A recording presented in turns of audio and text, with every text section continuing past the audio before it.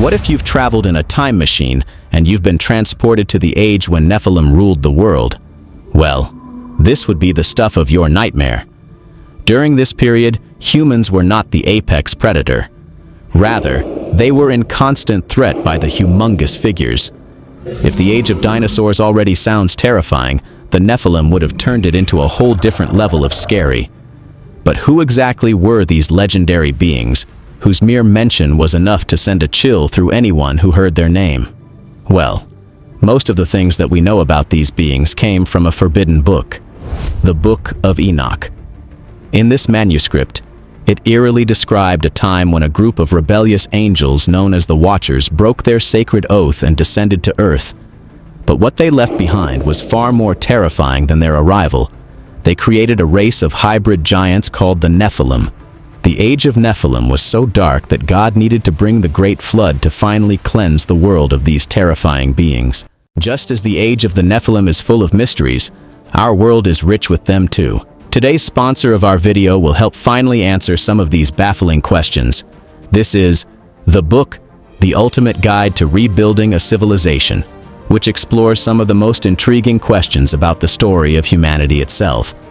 Just look at this cover, and you'll feel the premiumness of it. Once you open its pages, you'll be transported to a world full of knowledge you haven't encountered before. For instance, in its very first page, you'll be shocked to know that making fire using a bow alone is possible. As you browse through it, you'll discover more amazing things about how our ancestors lived and how we could reproduce it in our modern times. And just take a look at these graphics. They're a true visual treat. You can genuinely feel the effort poured into creating this. If you're expecting a laid-back read, this book has other plans. Hidden within its pages are secret puzzles that would bring Sherlock Holmes in you. If you're now ready to own this treasure, just use our code WORLD to get a 10% discount. You can scan the code above or head to the link in our descriptions below. Now, back to the terrifying Nephilim. To know more about these beings, we must first fully understand the Book of Enoch. This book is composed of 5 main parts: the Book of Watchers, the Book of Parables, the Astronomical Book, the Book of Dream Visions, and the Epistle of Enoch. Together, this spans close to 100 chapters in total. Its enduring fascination lies in its contents, which explore themes rarely addressed in traditional teachings. Mainly, it presented narratives about celestial beings, forbidden knowledge, and cosmic events that remained outside the official canon. For centuries, the Book of Enoch vanished from much of the world. Many believed it had been lost forever. Then, in 1773, the full text was discovered preserved in Ethiopia. In 1947, fragments of it were found among the Dead Sea Scrolls, proving that ancient communities had studied it long before Christianity existed. This brings us to an intriguing question. Why was it removed from the Bible? Primarily, there was an issue with the authenticity of the writer. Early church leaders could not verify that Enoch himself wrote the book, and its themes were far more dramatic than those found in the rest of Scripture. Another reason is that it discussed monstrous giants, detailed hierarchies of angels, and forbidden knowledge passed from heaven to earth.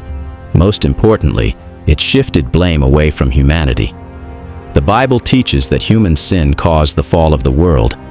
The Book of Enoch says something far more unsettling. It claims humanity was corrupted by outside forces, by angels who rebelled against God. This idea was considered dangerous because it changed how people understood evil and responsibility. According to Enoch, God appointed the Watchers to observe humanity and guide them away from chaos. However, they chose defiance over obedience.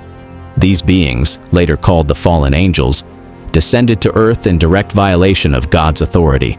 Led by Azazel and Shemihaza, they formed a united rebellion. This is now how Nephilim comes in. The fallen angels took human women as partners.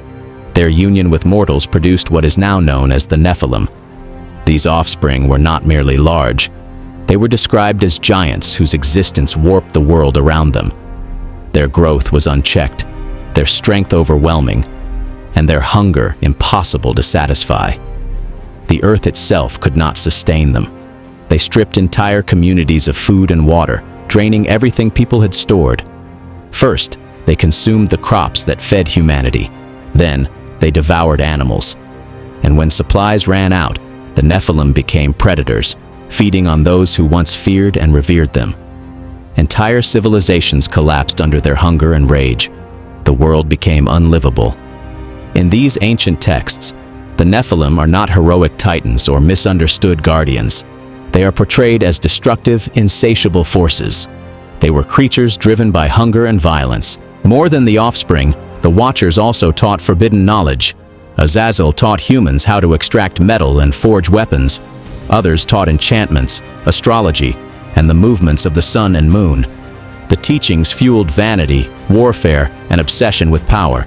What should have been wisdom became corruption.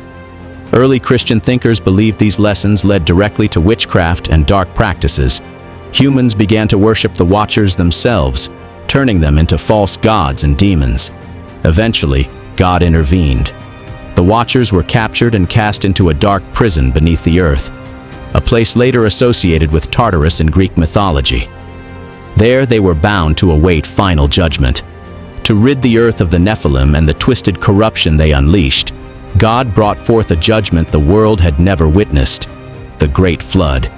Through Noah and his family, a small remnant of humanity and the living world endured.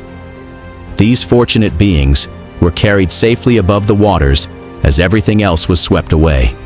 Meanwhile, all of Nephilim were said to vanish beneath the depths. Their rule ended in a single catastrophic moment. However, ancient texts suggest that it wasn't the end of Nephilim. They are meant to appear again in the last days. In the final chapter of human history, they will rise again. In Matthew chapter 24, verse 37, it's stated, "As it was in the days of Noah, so it will be at the coming of the Son of Man." These gigantic beings will emerge from obscurity to push the world into chaos as the last age begins. In the end, we do not know when these terrifying Nephilim might return to Earth, or if they ever will at all. Only time can tell. In the meantime, we think that you'll love this next video. As always, see you in the next one.